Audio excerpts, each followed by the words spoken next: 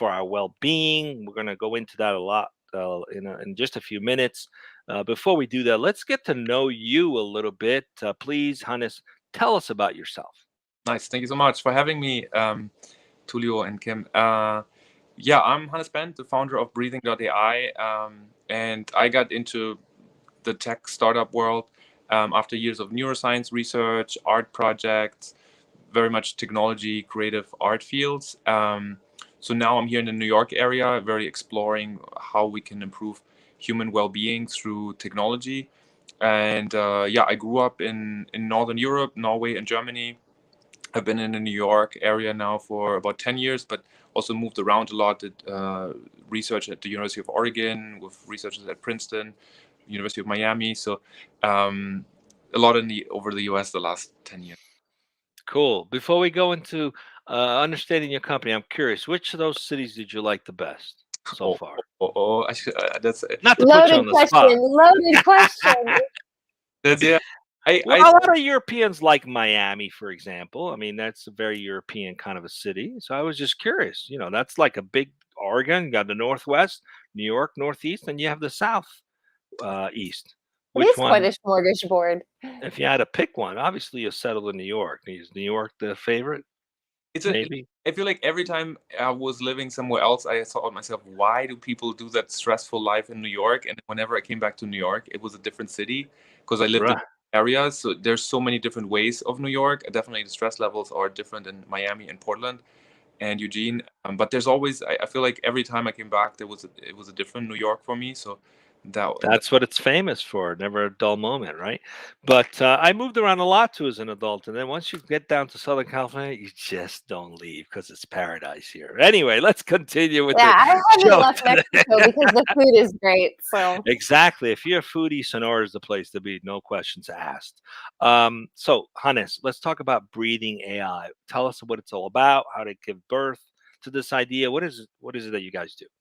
Yeah, we're wellness made easy, basically healthier screen time in the blink of an eye.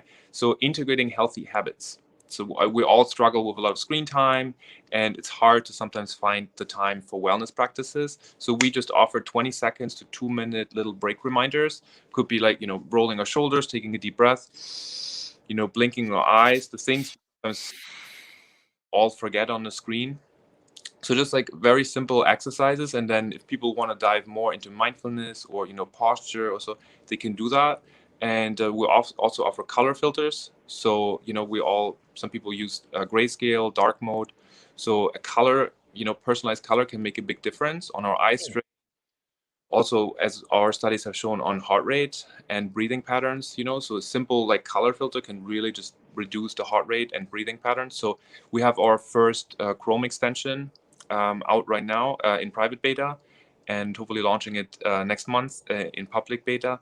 So it combines multiple features that, for instance, like other Chrome extensions are very popular right now. And we also have this patented customization. We use the vital signs to detect somebody's heart rate and breathing patterns. So while you're on your screen, we can analyze without identifiable information, only using a small portion of the forehead and shoulder movements. Wow. To detect how somebody's, if somebody's more stressed, elevated heart rate, or shallower breathing patterns, and then we can also suggest the break reminders based on that, or the color filters, and just seeing what somebody truly how somebody could be personally helped in that sense. And just very simple, and it makes a big difference sometimes, when we're very long, stressful, like email session or something, and we keep going, but it's not really helping us. So after 45 minutes, just a simple letting go exhale, or sitting more upright, and all of a sudden we get a little bit of an extra boost, and we're reducing our stress. So we're offering multiple features, but in one packed Chrome extension, and we have our patented technology. great. Wow. I'm afraid mine would be like you're on the verge of a heart attack and the computer would just shut down. No, I'm look. I mean, most of the time, the questions you ask are we think about what would someone watching want to ask, right? And then sometimes they're self-serving. That's the beauty of being the host of these show. We learn stuff, right? So I'm curious about the heart rate thing because what color reduces the heart rate? Which one? Because I was diagnosed with POTS when I was younger, which means I have a higher elevated heart rate than normal. So I'm always curious, what's the color that drops the heart rate, and which is the color that raises it? Yeah, So yeah. hold that thought. That may be the one follow-up question we'll have. Let's introduce the topic. Carlos, welcome. Kim, please introduce the topic. Let's go right into it. But that's definitely Thank a you. question I'm curious about. Thank you, guys. Oh, Oh, Kim, yep. did we lose you? I think did we Shoes. Am I did okay? she freeze? Am I You're good. Well, Kim, you want to go Carlos, I ahead? think she's a little frozen with the internet. Maybe you could introduce the topic. No Are you problem at ready? all. Yeah, Thanks, buddy. absolutely. Thank you. Thank you. Yeah, and of course, thanks to our guest for being here. And I'm sorry about my last minute dropout. Had a little family emergency, but I'm back. So the topic is healthier screen time in the blink of an eye and with AI.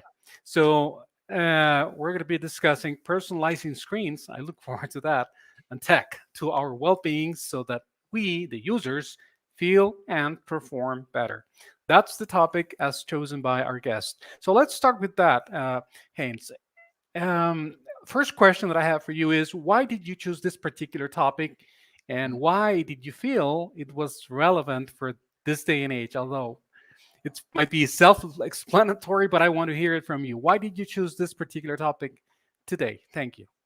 Yeah, thank you for having me. Hi, Carlos. Yeah, I think we all struggle with a lot of screen time, especially during the pandemic, and it's not so easy to make time for a little break or for mindfulness practices, or getting a reminder to sit, relax our shoulders, blink our eyes. There's something like email apnea where we hold our breathing. When we open the inbox, it's really a scientific phenomena, and or phenomena research in science. So there's so many different ways everybody struggles with the screen time, and the screen itself is never really personalized. But personalized workspaces improve performance by 30%, studies have shown. So we all, now we're working from home, but there's still the workspace we're engaging with is still not personalized, the screen. And and there's a lot of like obviously stress and high demand, and just giving that little break reminder and then the personalized screens can go a long way. And so we're easily and effortlessly integrating our technology into people's lives with a Chrome extension. People don't have to open up another app or so, or Right.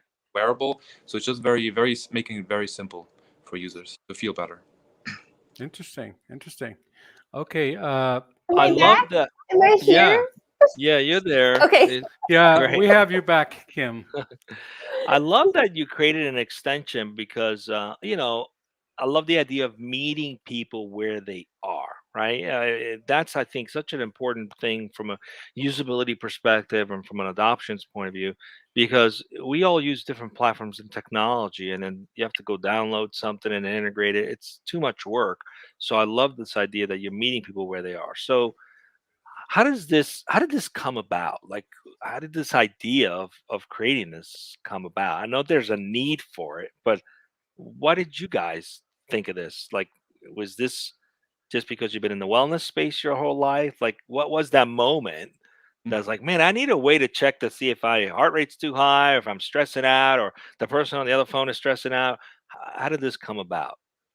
Yeah, it's very much also a personal journey. I struggled with anxiety and high stress, and Mm, most of my life after trauma. So for me, like doing yoga, meditation retreats, mindfulness breath work with my friend and mentor Wim Hof, he's called the Iceman too, have really like opened my eyes up to like, whoa, there's something that can help me without having to need to take any, pills or, you know, like doing kind of some kind of intense therapy. It was really like this, like, oh, those tools are available. But whenever I came back to New York from, doing research on meditation or visual stimuli at the Institute of Neuroscience in Oregon or so, where it was calm, chill, I came back here and it's like, oh my God, it's so hard to keep up a meditation practice in New York. People that was, 6, 7 years ago, people were already on their screen, a lot back then, and struggled with keep maintaining a practice of even just running or whatever it is, right? Because there's such high demand. So I always thought like, oh, in urban environments, that's not going to go away. People always going to stay in cities, moving more there, using more screens. So we created multiple XR biofeedback technologies where you have to put on a VR headset, go through meditation, see your heart rate. We won an award at Stanford and so on. But I was always very uncomfortable with, adding more virtual reality, any kind of wearables to people's lives. So at MIT in 2018, we started to use the webcam and machine learning to detect heart rate and then to personalize the screens and audio. And then so that was very successful with like another follow-up prototype. And then I just thought, okay, if nobody else is building this company, I'm moving from tech and research into starting my own startup. Got the patent granted, and got a very amazing team, wonderful team, very passionately working on this right now. So now we're just making it what we just want to make it very, very simple and easy. So people can explore meditation retreats or yoga or posture or something if they want, but we're offering just like a very simple solution that helps them at literally, as you said, like where they are. Awesome. Thank you. I hope I can get this question out before my connectivity bombs. Hannes, my question is about personalization. Does this mean I get to choose what I personally like and want? Or does this mean the AI tells me what I need? Or is it a bit of both? That's a great question. Like, yeah, the mistake or like the lesson I learned from the first year of the startup was, or the first half a year, was really that I made the tech too much of the focus, the AI. And I think now we really pivoted on our UX department, really like makes a lot of like usability testing and see what makes people feel better in terms of a product. And then obviously they're interacting with like the front end and with the data scientists and seeing how can the AI basically make the decisions on based on what the user what helps them feel better. And I mean, what also got me into is like we have like two levels. One is the break reminders, which is conscious decision. So you can choose, also which ones you like, or skip some, and then we can learn which ones you like. Maybe you don't like to take a deep breath. Maybe you just like to have, like shoulder rolls or eye movements. And then the other one is unconscious, the color filter, the vital sign detection. And, I think most people probably can't sense their heart rate or breathing patterns while they're on their screen. So we can learn what that is and how it could be personalized. So one part is like users can choose it, and then the AI can learn from the user. And the other part is also like learning about which colors, which brightness are most soothing for the user. That's also something we can provide. So, but it's always kind of like an interaction of like the user's well-being, the user's nervous system, and their own decisions are always at the front and at the end of everything what we're doing. And so AI is there to support that and to learn and to help feed them back the best experience. Okay, Hans, I have a question. Well, first of all, did I pronounce your name correctly? Is it Hannes. Hannes? Okay, thank you. Appreciate it. Hannes, I can understand at a very, let's call basic level, because I'm not an engineer, at the layman level, if you will, the concept of how breathing AI works at the artificial intelligence machine learning level. But I'm intrigued, and this is because I can see that it works with webcams. I'm intrigued about the optics. So I mean the actual the physics part of it. How does it integrate with the software part or the engineering part in a way, just to make sure that you're inputting accurate information, because you're talking about things that have to do with the body and with your physical self. So what are where does the optics come in play? I'm just curious. I'm just wondering about that part. And then, of course, there is this other element of what other areas that have to do with optics or electronics can come in. For example, as you mentioned, wearables. I own a Fitbit, so that those kinds of wearables. So, but right now I'm more intrigued about the optics. How do you make sure that you have an actual reliable output based on the optics, and how does it integrate with the engineering or software part? Yeah, everything we do is science-based, and oftentimes we publish papers on our research, and also our vital sign detection was developed by a research lab, and it's probably state of the art. So oftentimes, like the vital sign detection of using the webcam and machine learning is almost comparable with like the accuracy of medical devices. So there's a lot like the process being made in a field called so-called remote photoplethysmography. It's also RPPG. So there's already other companies that can also detect blood oxygen saturation, and others. We're working on that as well. But for us, it's just kind of detecting what is somebody's heart rate and breathing pattern, and then learning like how is that responding differently responding personally and different to different colors.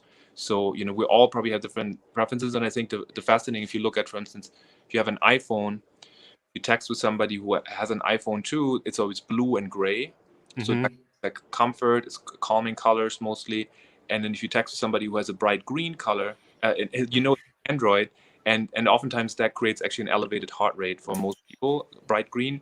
So there's already like a lot of color psychology. Orange or red when somebody is more hungry or thirsty, to drive attention there. So there's a lot of things that are more like work for all humans, but we all have different colors based on our personal experience. So we're tapping into that as well, and basically learning about each user. So I also, like, a bit selfish, like I don't know what's my most calming color. So it's like it's trusting the AI and the scientific evaluation. So it's like an ongoing scientific study on each user, like what helps, test out, and in a simple way, with them feeling comfortable, of course, with our experience in design, and then feeding them back the most soothing color or break reminders. But yeah, like the code, especially, like everything is very, very science driven, and we're working with multiple research labs here in New York and across the US. So I'm very always excited to make sure that the science is right. Cool. I got one more, and then I'm going to pass it on to my teammates.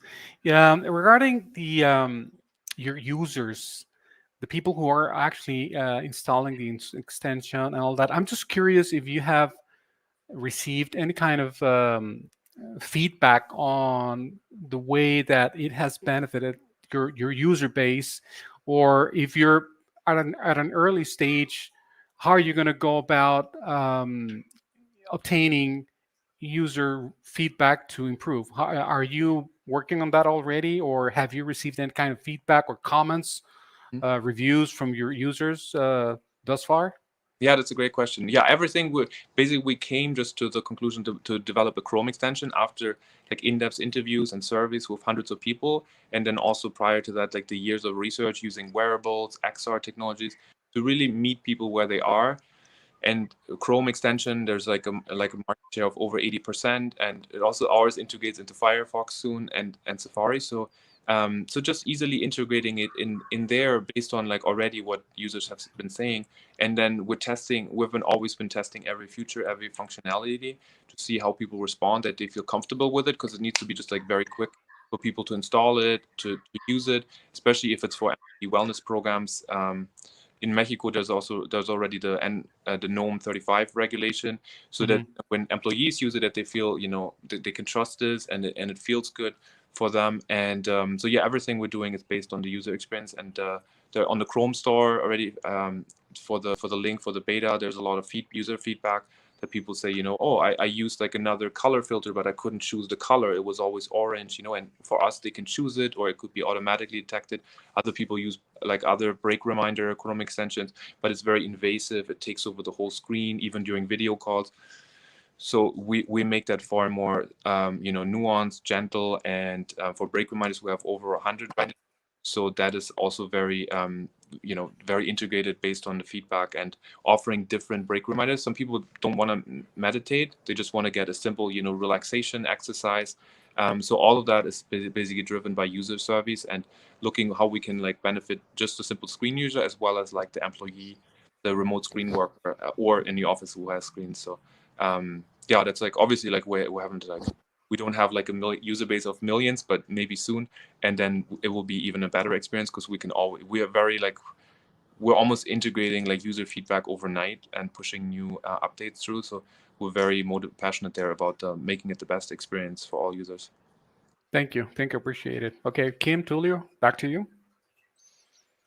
Kim, I think you had a couple of questions, or Yeah. I Unless think she's frozen again. Am Okay, Am I yeah. here? so Oh no! Is that your steam-powered internet, Kim, or what's Yes. going No, on? I don't know what's going on. I'm thinking my kids are all connected to YouTube and stuff. I have no Get off idea. the internet. I hear you. Okay. I'm sending messages like, get off! Nobody's listening to me. But that's not new either. My question was mobile applications. So I think we're talking about workspaces, generally speaking, this is your desktop, web. Is there going to be, or is there already a transition? I know a lot of people more and more are actually working from their cell phone. Oh, cool. Oh, that's awesome. Yeah, I didn't know. There is also like they're integrating Chrome extensions now for Firefox, Safari, and so for mobile too. So Mhm. once that is ready, we can easily integrate there. I do think like apps are a bit. We don't want to develop another app. Maybe, as you know, like just for iOS. I'm an iOS user myself, and and now as well as Android. But there's so many iOS apps out there we have on our screen. So there's over 2 million for 800 million users. So it's 40 apps. 30, like the ratio is like 40 users for one iOS app versus like Chrome extension or browser extensions. It's like billions and billions of users for browsers, but there's only a few 100,000, and like really professionally developed extensions are very rare. So it's over, we did the math, like it's over 10,000 users ratio per extension for browser extension. And so as soon as they go mobile, we just have to make a few adjustments, and then it could be offered as one of the first probably mobile extensions as well. So we are ready for iPads, it's working, or for like tablets. So we're trying to be like up to date there as well. Good question. Excellent. So I'm curious what your thoughts are on this. I mean, there's been great talks in the recent years about the wearables and how that was going to impact the wellness space and the health industry. But this changes things a little bit. I mean, quite a bit actually, because there's no need for a wearable. It's using, I don't know what it's using, but it's picking up something that is available and accessible. Is that science something that can be expanded beyond just the are you under stress? Is your heart rate elevated? Can it then be used to detect other things in the future? Is this some new science that has been discovered? Curious to learn what are the nuances of this that doesn't require a sensor or a wearable, for Yeah, example. that's great. Like the technology has been out for a while, a similar ones, but it's getting more accurate because like the processing power gets better, the cloud computing gets better, just Mm, on the device, just the whole computation, and then also the webcams are getting better. So if you think of a webcam just a few years ago, they were just very pixelated, and the frames per second were not so many. So what our technology is doing is basically comparing each frame and looking if you would freeze probably like the screen right now, like if some of us had like would have a very red face because our blood pulsates through our body at every moment. So sometimes there's more blood in our head, and so our but we don't see it with our human eye because we always average each other's appearance. But the on the back end, our technology can compare the different frames and see like, oh, in this frame, the forehead was more lighter. There was not too many red pixelation. And then the next frame, you can say like there's a lot of red pixelation. And humans all have red blood, so the red pixelation is always like an indicator of like the different heart rate variability, and then also deriving the blood, the respiration rate. Also, like when we're breathing, our shoulders are moving differently, and then blood oxygen saturation could be derived from that, and so many other different vital signs. And I also did a COVID-19 project called Vitalsign.ai, where we aimed for half a year, for the first half a year of the pandemic, to look at like, can we detect early symptoms of COVID-19? We were a volunteering project of over 200 people, almost 200 people, a lot of data scientists there and researchers, because and there's other projects right now doing that as well, and companies, because like if the respiration patterns gets a little bit more shallow over time, the blood oxygen saturation drops below 95 or below 80%. mm, That's an indicator of potential COVID-19 infection. So it right. could also be used for that. But my interest was always more on like well-being. So I shifted away back, full focus on my digital health startup, because if we improve our overall health on a daily basis, we're probably also less likely to get sick, and like even just like simple small things. So if you like, we take 22,000 breaths a day, but like oftentimes they're very shallow. So just a simple thing as like breathing deeper, more shallow, and taking less breaths but deeper breaths through our diaphragm, and so like and relaxed body can go a long way for like a daily health. And then there's less 6 days for employees. People feel better, and there's an interesting Harvard study actually. So it's like most people are interested in like a personalized, like a good workspace over unlimited vacation days. So we're trying to really improve that. And yeah, the technology only get better. Like the webcam gets better. Yeah. Soon we have 2 shots There's per second. there's so many applications for this in terms of where it could go. I mean, imagine your Ring camera. Someone rings the bell and it scans to see if you're stressed out before you come into the house, or if you're about to have a heart attack, or if you have COVID for that matter, or you get into your car and it can scan to see if you're inebriated. There's so many applications. Kim just wants to know, can it scan to tell me if I'm hungry and order me a cheeseburger? That's what she wants to know.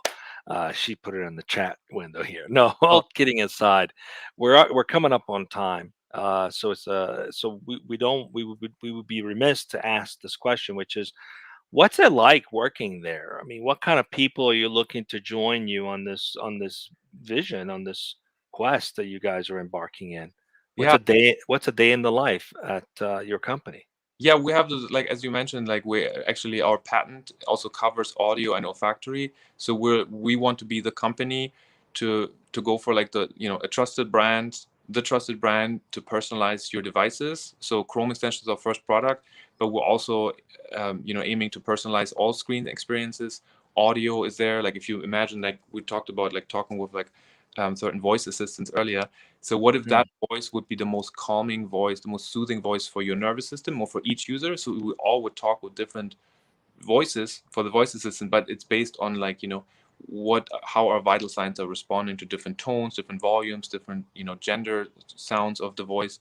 And then Internet of Things, if you go into cars. So we want to be that company. So we'd love to work with anybody who's interested in, seeing that as a vision to truly personalize technologies around well-being.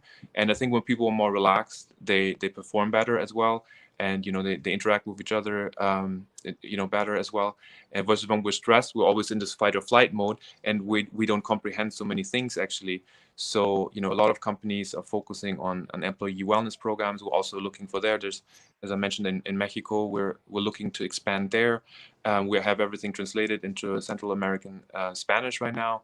So we're like, our website in a few days will be up in Spanish as well. And because like there's a market already with the NOM 35 regulation, which requires companies to detect stress levels, offers employee wellness programs. So we have I want to expand the market, and always curious to like work with anybody who's very mission aligned, because there's so many tasks we can do, we need to achieve. So Yeah, there's so much to be done. It's been great to learn about this technology and how it's being applied into just meeting people where they are with this extension. We wish you a lot of success in moving in the mobile arena with this as well. I mean, there's so much opportunity for us to know when we need to take a moment to just breathe, right? I mean, sometimes you just go, go, go, go, and you need a break. And having something that says, "Hey, man, slow down, take a deep breath," could be pretty cool. So it's been great to have you. We'll have to keep track on your progress and have you back and hear some use cases. And don't worry about Mexico; we got you covered. Just stay with us as we go off the air. We'll talk about that. Carlos, what do we got coming up next week? We got a full week, Tulio. 3 conversations in a row: Tuesday, Wednesday, and Thursday. So on Tuesday, we'll be speaking with Fetcher, as a matter of fact, with Andres with an S, not Andre, Andres Blank, the principal at Fetcher, and which is a recruiting automation platform. I don't have the topic yet for that one, but on Wednesday, that's going to be on Tuesday, and then on Wednesday we are going to be speaking with John Honchario. I hope I got that right. The CEO and founder of Companion. And the topic will be, again, AI, animals, and empathy. The topic: can AI help us better understand animals around us and increase empathy in the world? So I think that's for animal lovers out there. And finally, on Thursday, we'll be speaking with Aaron Guyette, the CEO of Pedestal. The topic: why you'll fail and what you can do to stop it. Again, so these are all great conversations right here on Dojo Live at 12 p.m. Pacific. So join us, be here or be square. And of course, as ever, be safe. And thanks to our guest, Hannes, for having joined us today right here on Dojo Live. Yes, see you all back on Monday as well in the recap show. Oh, the We'll recap show. all the Of course. shows in 10 minutes. So see you guys. Be safe. thank you.